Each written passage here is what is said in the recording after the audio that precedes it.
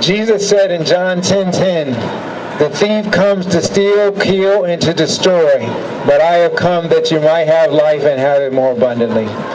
My name is David Williams. I'm from Orlando, Florida. And when I was a 19-year-old college student, my first girlfriend, first person I had ever had sex with, came to me with the news that she was pregnant. I was a first-generation college student from a single-parent home. College was the ticket to my future, so I thought. So with that in mind, I told my girlfriend that the best thing for us to do was to have an abortion. She seemed to agree with me. But from that day until the day that she had the abortion, there was a question she asked me. "Do you think that this is the right thing to do?" I always said to her that yes. But on the morning of the abortion, we talked on the phone because we were in different cities during our summer break. And she asked me the question one final time. And I said to her again after a long pause, yes. I was man enough to tell her that she should have an abortion, but I wasn't man enough to even drive her to an abortion clinic. Her mother took her to the abortion clinic. My heart was numb. She was traumatized by the experience. There was nothing I could do afterwards to comfort her, to console her from what she experienced. And in a few short months, our relationship ended. I was filled with guilt, shame, and incredible loss. I became extremely promiscuous. I sought to drown my sorrows and my pain in alcohol.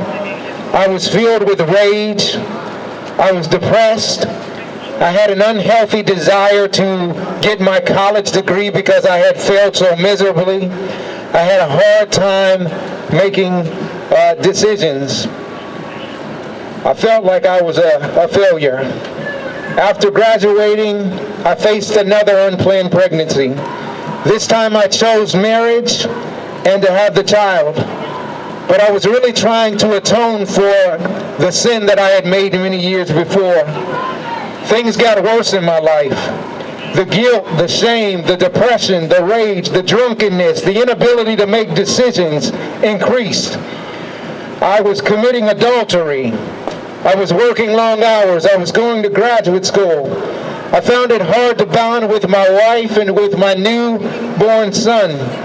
And my marriage ended after 4 years.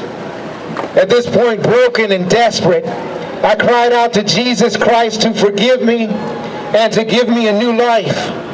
God's grace began changing me and setting me free from guilt, from sexual immorality, from drunkenness, and from unhealthy relationships.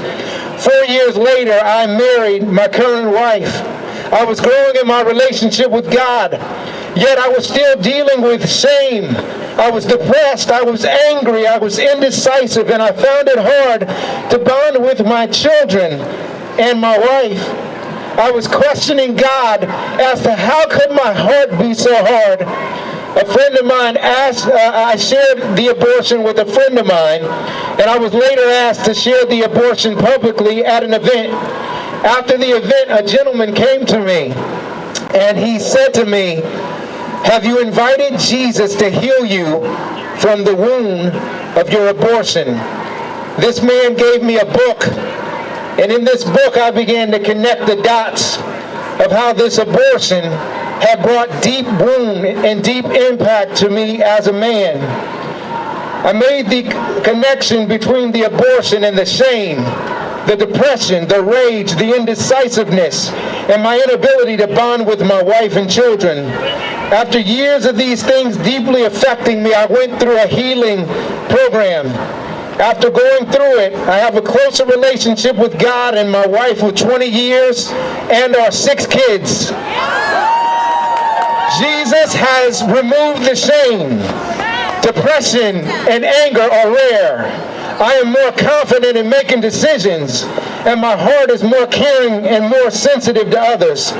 Lastly, I've been able to process the grief from the loss of my daughter Miriam, that I did not stand up to protect and defend her precious life.